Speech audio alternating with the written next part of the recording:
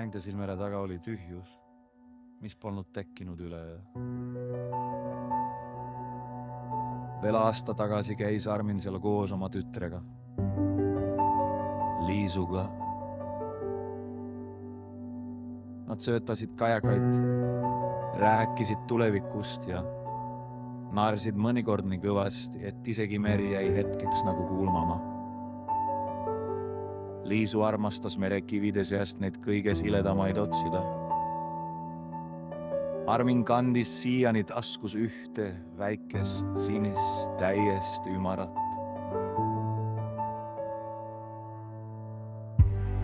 Ühel vihmasel oktoobri õhtul jäi meri aga liiga metsikuks. Kalda ääres libises laps, kes oli alati olnud ettevaatlik, alati tugev, alati elu.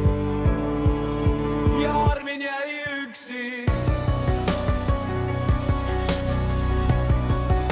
Ja Armin jäi üksi.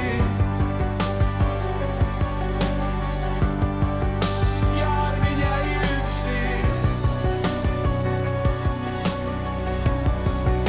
Ja Armin jäi üksi.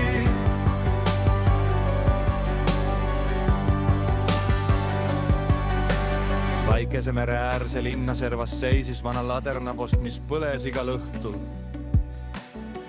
Ükskõik kui tugev tuul ka ei ulunud. Selle all istus sageli mees nimega Armin.